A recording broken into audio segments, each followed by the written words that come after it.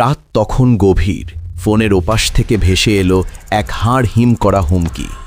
DM সাহেব, সকালের মধ্যে আমার ভাইকে জেল থেকে না ছাড়লে আপনার আদরের মেয়েটির লাশ উপহার পাবেন। একজন ডিস্ট্রিক্ট ম্যাজিস্ট্রেট, যার কলমের এক খোঁচায় বদলে যায় হাজারো মানুষের ভাগ্য, আজ তিনি নিজেই সবচেয়ে অসহায়। একদিকে তার সরকারি দায়িত্ব, আর অন্যদিকে মাফিয়াদের ডেরায় জিম্মি, তার স্ত্রী আর ছোট্ট মেয়ে। কি করবেন ডিএম অর্ণব চৌধুরী? তিনি কি মাফিয়াদের কাছে মাথা নত করবেন, নাকি সরকারি প্রোটোকল ভেঙে একাই নেমে পড়বেন এক অসম্ভব উদ্ধার অভিযানে? জানতে হলে শুনুন এক অকুতভয় অফিসারের রক্তিম শপথের এই রোমহর্ষক গল্প। রাত তখন 2:30টা। মুষলধারে বৃষ্টি হচ্ছে। নীলগঞ্জে জেলার সীমান্তে ইছামতি নদীর পাড় ধরে জিপ গাড়িটা হড়কে হড়কে এগোচ্ছে। গাড়ির হেডলাইটের আলোয় বৃষ্টির ফোঁটাগুলো যেন এক একটা তীরের ফলার মতো দেখাচ্ছে। পেছনের সিটে বসে আছেন অর্ণব চৌধুরী, নীলগঞ্জের নতুন ডিস্ট্রিক্ট ম্যাজিস্ট্রেট, ডিএম। তার চোখে কোনো ঘুম নেই, আছে এক তীক্ষ্ণ সতর্কতা। স্যার, আর এগুলো বিপদ হতে পারে। রাস্তাটা কাঁচা আর সামনেই ওদের ডেরা। ড্রাইভার একটু ভয়ে ভয়েই বলল। অর্ণব শান্ত গলায় বললেন, গাড়ি থামিও না, আজ রাতেই অপারেশন শেষ করতে হবে। ওসি রতন কোথায়? পেছনের গাড়িতেই আছেন স্যার। অর্ণব চৌধুরী এই জেলায় জয়েন করেছেন মাত্র 3 মাস হলো। এর মধ্যেই তিনি মাফিয়াদের ত্রাস হয়ে উঠেছেন। নীলগঞ্জ একসময় ছিল শান্ত জনপদ, কিন্তু গত কয়েক বছরে বালু মাফিয়া আর অস্ত্র পাচারকারীদের দৌড়াতে এখানকার মানুষের জীবন অতিষ্ঠ। এই মাফিয়া চক্রের মূল হোতা হল কালী শেখ। স্থানীয় রাজনীতিতে তার প্রভাব অসীম, প্রশাসনও তাকে সমঝে চলে। কিন্তু অর্ণব চৌধুরী অন্য ধাতুতে গড়া। নদীর বাঁকে আসতেই দেখা গেল ডজন খানেক ট্রাক দাঁড়িয়ে আছে। জেসিবি মেশিন দিয়ে নদীগর্ভ থেকে অবৈধভাবে বালি তোলা হচ্ছে। অর্ণব গাড়ি থেকে নামলেন। তার পরনে রেইনকোট, হাতে টর্চ, পেছনে পুলিশ ফোর্স। হ্যান্ডস আপ, কেউ নড়বে না, ওসি রতনের হুঙ্কার। মুহূর্তের মধ্যে বালু মাফিয়াদের মধ্যে হুড়োহুড়ি পড়ে গেল। কয়েকজন পালানোর চেষ্টা করল, কিন্তু অর্ণবের নিখুঁত পরিকল্পনায় পুলিশ চারপাশ থেকে ঘিরে ফেলেছিল। সেই রাতে প্রায় 20টি ট্রাক এবং 7 জন মাফিয়া সদস্যকে গ্রেফতার করা হলো। তবে মূল হোতা কালী শেখ সেখানে ছিল না। ভোরের আলো যখন ফুটল, অর্ণব তখন তার বাংলোয় ফিরছেন। তার মুখে বিজয়ের হাসি নেই, আছে গভীর চিন্তার রেখা। তিনি জানেন, আজকের এই হানা মানেই কালী শেখের লেজে পা দেওয়া, আর এর প্রতিক্রিয়া হবে ভয়াবহ। পরের কয়েকটা দিন বেশ থমথমে কাটল। অর্ণবের স্ত্রী সুমনা বেশ কিছুদিন ধরেই স্বামীর নিরাপত্তা নিয়ে চিন্তিত। তাদের একমাত্র মেয়ে, 6 বছরের তিথি, নীলগঞ্জের সেন্ট মেরি স্কুলে পড়ে। অর্ণবের মা সাবিত্রী দেবীও ছেলের জেদ দেখে ভয় পান। এক রাতে ডিনারের টেবিলে সুমনা বলল, অর্ণব, তুমি কি ট্রান্সফারের জন্য আবেদন করতে পারো না? কাল রাতেও আমাদের গেটের সামনে কারা যেন বাইক নিয়ে চক্কর দিচ্ছিল। অর্ণব হাসল, তবে সেই হাসিতে ক্লান্তি মেশানো।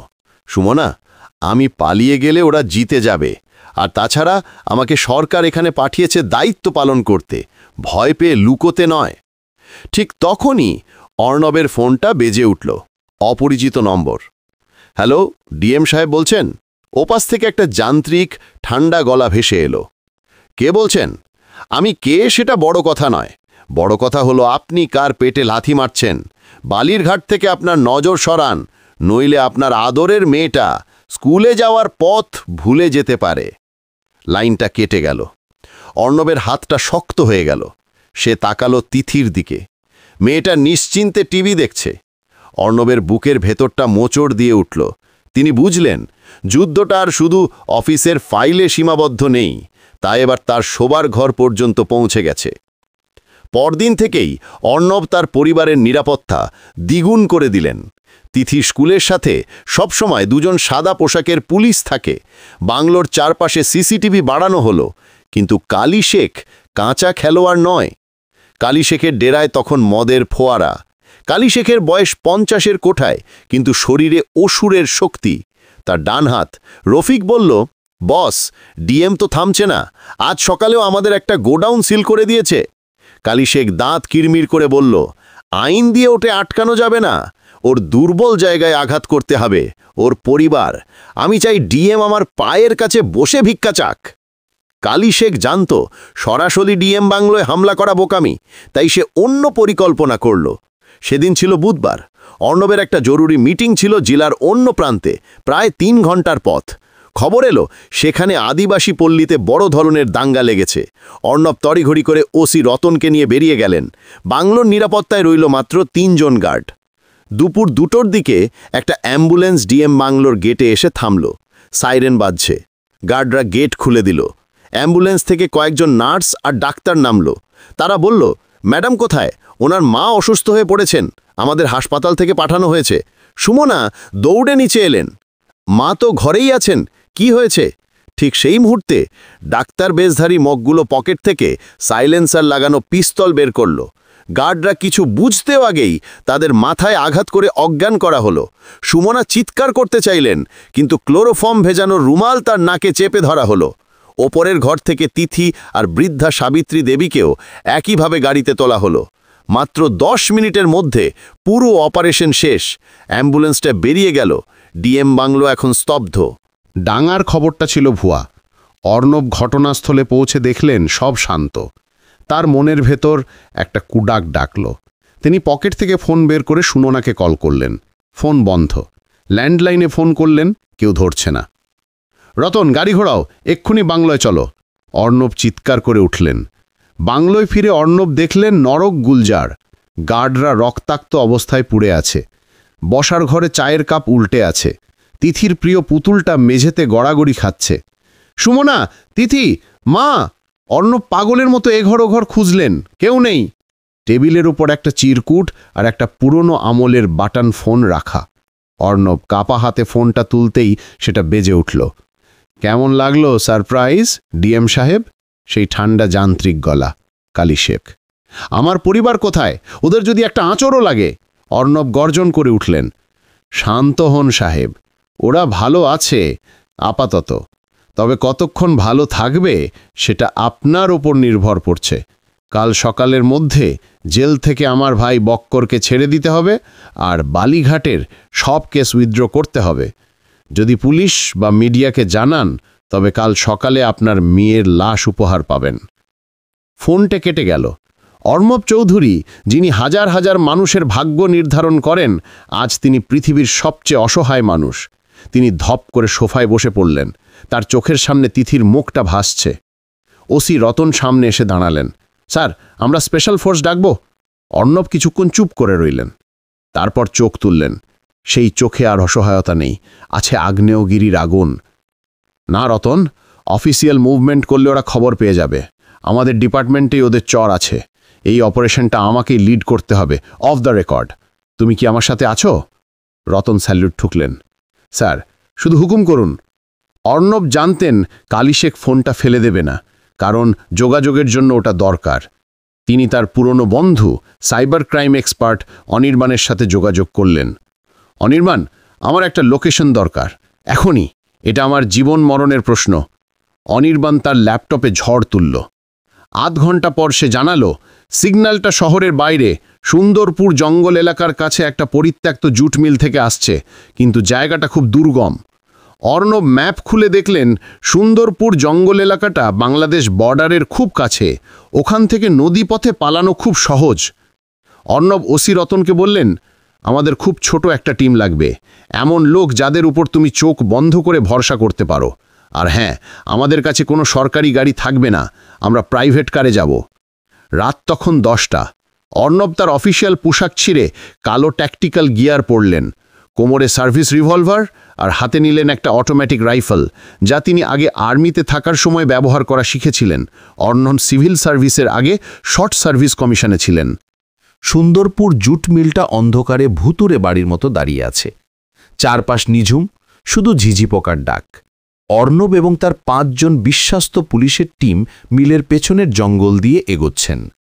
ড্রোন ক্যামেরা দিয়ে আগেই ভেতরের পরিস্থিতি দেখে নিয়েছেন অর্ণব। মিলের মেন গেটে 4 জন পাহারাদার। ভেতরে একটা বড় হল ঘরে আলো জ্বলছে, সেখানেই সম্ভবত জিম্মিরা আছে। আর কালী শেখ আছে দোতলার কেবিনে। রতন, তুমি দুজন নিয়ে মেন গেট কভার করো, সাইলেন্সার ব্যবহার করবে, বাকিরা আমার সাথে পেছন দিক দিয়ে ঢুকবে। অর্ণব ফিসফিস করে বললেন। অপারেশন শুরু হলো। রতনের নিখুঁত নিশানায় মেন গেটের পাহারাদাররা কোনো শব্দ করার আগেই লুটিয়ে পড়ল। অর্ণব পাইপ বেয়ে দোতলায় উঠলেন। জানালা দিয়ে দেখলেন নিচে হলঘরে সুমনা, তিথি আর তার মা হাত পা বাঁধা অবস্থায় পড়ে আছেন। তিথি ভয়ে কাঁপছে। তাদের ঘিরে রেখেছে ৬-৭ জন সশস্ত্র গুন্ডা। অর্ণবের রক্ত টকবক করে ফুটছে, কিন্তু তিনি মাথা ঠান্ডা রাখলেন। একটা ভুলো পদক্ষেপ মানেই পরিবারের মৃত্যু। অর্ণব তার দলের বাকিদের পজিশন নিতে বললেন। তিনি নিজে একটা স্মোক গ্রেনেড, ধোঁয়ার বোমা জানালা দিয়ে ভেতরে ছুড়ে দিলেন। বুম! মুহূর্তের মধ্যে হলঘর ধোঁয়ায় ভরে গেল। গুন্ডারা কিছু বোঝার আগেই কাশতে শুরু করল। ফায়ার! অর্ণব চিৎকার করলেন। চারপাশ থেকে গুলির বৃষ্টি শুরু হলো। গুন্ডারা এলোপাথারি গুলি চালাতে লাগল, কিন্তু ধোঁয়ার কারণে তারা কিছু দেখতে পাচ্ছিল না। অর্ণব ওপর থেকে লাফ দিয়ে নিচে নামলেন, তার হাতে উদ্যত রাইফেল। একের পর এক গুন্ডা তার নিশানায় ধরাশায়ী হতে লাগল। নিচে নেমে তিনি দৌড়ে গেলেন পরিবারের কাছে। সুমনার বাঁধন কেটে দিলেন। তিথি বাবাকে দেখে বাবা বলে জড়িয়ে ধরল। ভয় নেই মা, বাবা চলে এসেছে, অর্ণব মেয়েকে বুকে জড়িয়ে বললেন। কিন্তু যুদ্ধ এখনো শেষ হয়নি।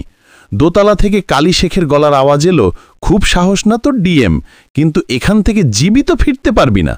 কালী শেখ ওপর থেকে মেশিন গান দিয়ে ব্রাশ ফায়ার শুরু করল। অর্ণব সুমনা আর মাকে একটা পিলারের আড়ালে ঠেলে দিলেন। ওসি রতন পাল্টা গুলি চালালেন, কিন্তু কালী শেখের পজিশনটা খুব সুবিধাজনক জায়গায় ছিল। অর্ণব দেখলেন তাদের অ্যামুনিশন কমে আসছে, তাকে কিছু একটা করতে হবে। তিনি রতনকে ইশারা করলেন কাভার ফায়ার দিতে। রতন সমনে গুলি চালাতে লাগলেন, যাতে কালী শেখ মাথা তুলতে না পারে। এই সুযোগে অর্ণব পিলারের আড়াল থেকে বেরিয়ে পাশের সিঁড়ির দিকে দৌড় দিলেন। কালী শেখের একটা গুলি তার বাঁ কাঁধ ছুঁয়ে গেল। ফিনকি দিয়ে রক্ত বের হলো, কিন্তু অর্ণব থামলেন না। ব্যথাকে উপেক্ষা করে তিনি সিঁড়ি দিয়ে ওপরে উঠলেন। কালী শেখ যখন রতনের দিকে গুলি চালাতে ব্যস্ত, তখন পেছন থেকে অর্ণবের ঠান্ডা নল তার মাথায় ঠেকল। খেলা শেষ কালীবাবু! কালী শেখ চমকে ঘুরে তাকালো। অর্ণবের চোখে তখন সাক্ষাৎ যমদূত। কালী শেখ হাত থেকে বন্দুক ফেলে দিল। আমাকে মেরো না সাহেব, আমি সারেন্ডার করছি, আমাকে অ্যারেস্ট করো। কালী শেখ প্রাণ ভয়ে কাঁপতে লাগল। অর্ণব চাইলে তখনই ট্রিগার টিপতে পারতেন। তার মেয়ের কান্নার আওয়াজ এখনও তার কানে বাজছে, তার কাঁধের ক্ষত থেকে রক্ত ঝরছে। কিন্তু তিনি একজন ডিএম, আইনের রক্ষক। তিনি আবেগকে দমন করলেন। তোকে মারব না, কারণ তোকে মারলে তোর মতো অপরাধীদের জন্য আইন যে কতটা কঠোর হতে পারে সেটা উদাহরণ হিসেবে থাকবে না। তুই জেলের ঘানি টানবি আর তিলে তিলে পচবি। অর্ণব তাকে হাতকড়া পড়ালেন। ভোরের আলো ফুটছে। পুলিশ ভ্যানে করে কালী শেখ এবং তার দলবলকে নিয়ে যাওয়া হচ্ছে। জুট মিলের বাইরে অর্ণব বসে আছেন একটা পাথরের ওপর। তার কাঁধে ব্যান্ডেজ করা হচ্ছে। পাশে সুমনা বসে তার হাত ধরে আছেন। তিথি বাবার কোলে মাথা রেখে ঘুমিয়ে পড়েছে। মা সাবিত্রী দেবী ছেলের মাথায় হাত বুলিয়ে দিচ্ছেন। ওসি রতন এগিয়ে এলেন। স্যার, হেডকোয়ার্টার থেকে ফোর্স চলে এসছে, মিডিয়াও চলে এসছে, সবাই আপনার সাহসিকতার প্রশংসা করছে। অর্ণব ম্লান হাসলেন। রতন, প্রশংসা বা পদক আসল কথা নয়। আজ যদি আমি আমার পরিবারকে বাঁচাতে না পারতাম, তবে ডিএম হিসাবে আমার সব সাফল্য ব্যর্থ হয়ে যেত। আর যদি অপরাধীর কাছে মাথা নত করতাম, তবে হেরে যেত দেশের আইন। পরের দিন খবরের শিরোনাম হল, নায়ক ডিএম, মাফিয়ার ডেরা থেকে সপরিবারে উদ্ধার এবং মাফিয়া সাম্রাজ্যের পতন। কালী শেখের বিচার হল, তার যাবজ্জীবন কারাদণ্ড হল। অর্ণব চৌধুরী অবশ্য নীলগঞ্জে আর বেশি দিন থাকেননি। তাকে প্রমোশন দিয়ে রাজধানীতে বদলি করা হয়। কিন্তু নীলগঞ্জের মানুষ আজও মনে রেখেছে সেই ঝড়ের রাত এবং তাদের লৌহমানব ডিএমকে, যিনি দেখিয়ে দিয়েছিলেন সততা এবং সাহস থাকলে একজন মানুষও পুরো সিস্টেমের আবর্জনা সাফ করতে পারে, একই সঙ্গে আগলে রাখতে পারে তার ভালোবাসার পরিবারকে। গাড়ি যখন নীলগঞ্জ ছেড়ে যাচ্ছিল, তিথি জানলা দিয়ে বাইরে তাকিয়ে বলল, বাবা, আমরা কি আবার আসবো এখানে? অর্ণব মেয়ের চুলে বিলি কেটে বললেন, জানি না মা, তবে যেখানেই যাই মনে রেখো, ভয় পেলে চলবে না। সত্যের পথে থাকলে বিপদ আসবে, কিন্তু জয় সত্যেরই হবে। সুমনা অর্ণবের কাঁধে মাথা রাখলেন। নীলগঞ্জের সীমানা পেরিয়ে গাড়িটা হাইওয়েতে উঠল। পেছনে পড়ে রইল এক রোমহর্ষক স্মৃতি, আর সামনে এক নতুন ভবিষ্যৎ।